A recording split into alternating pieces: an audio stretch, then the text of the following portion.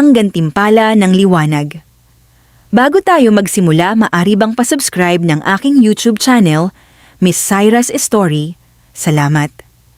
Sa isang tahimik at liblib na baryo na napapalibutan ng makakapal na puno at malamig na hangin, may isang kwento na bihirang ikwento ng mga matatanda. Isang kwento ng kababalaghan at kabutihan. Si Mira ay isang nursing student na ipinadala sa baryo para sa kanyang community duty. Masipag siya, maalaga, at may pusong handang tumulong sa kahit sinong nangangailangan. Para sa kanya, ang pagiging nurse ay hindi lamang trabaho, kundi isang panata na magligtas ng buhay. Isang gabi, habang siya ay nagpapahinga sa kanyang silid, may narinig siyang mahinang iyak mula sa labas. Isang babae, na tila hirap na hirap. "Tulungan mo ako!" Napabalikwas si Mira.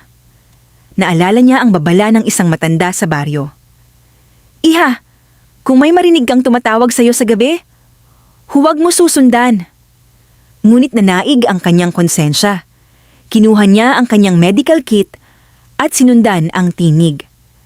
Dinala siya nito sa gilid ng kagubatan, sa ilalim ng isang matandang puno na tila matagal nang nakatayo roon. Doon, nakita niya ang isang buntis na babae namimilipit sa sakit. "Manganganak na ako!"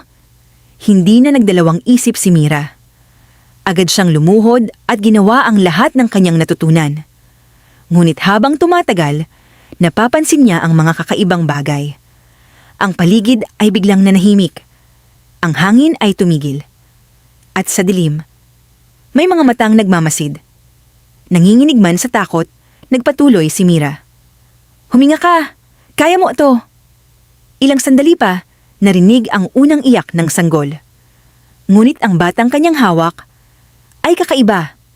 May liwanag ang balat nito at ang mga mata ay tila may sariling ningning. Biglang umihip ang malamig na hangin. At mula sa dilim, lumitaw ang mga nilalang na hindi maipaliwanag, mga engkanto. Ngunit hindi sila nakakatakot. Sa halip, tila may dignidad at katahimikan sa kanilang presensya. Lumapit ang isa sa kanila, tila pinuno. "Tao, hindi ka natakot?" Mahinang sagot ni Mira. "Natatakot po, pero mas mahalaga ang tumulong." Nagkaroon ng katahimikan. Pagkatapos, ngumiti ang nilalang. "Hindi lahat ng tao ay may ganitong puso." Dahan-dahang kinuha ng ina ang sanggol. At bago sila tuluyang maglaho, tumingin ito kay Mira. "Hindi namin makakalimutan ang ginawa mo." Biglang nawala ang lahat. Naiwan si Mira, nag-iisa sa kagubatan. Kinabukasan, nagising siya sa kanyang silid. Akala niya panaginip lang ang lahat. Ngunit sa tabi ng kanyang kama, may isang maliit na kahon. Binuksan niya ito. Sa loob ay may isang makinang na bato. Tila may liwanag mula sa loob. Kasama nito ang isang munting papel na may nakasulat, "Para sa pusong hindi natakot tumulong." Mula noon, nagbago ang buhay ni Mira. Sa tuwing may pasyente siyang ginagamot, tila may gabay siyang nararamdaman. Mas gumagaling ang kanyang mga pasyente. Mas nagiging magaan ang kanyang trabaho. At unti-unti, naging isa siyang mahusay na nurse na hinahangaan ng marami.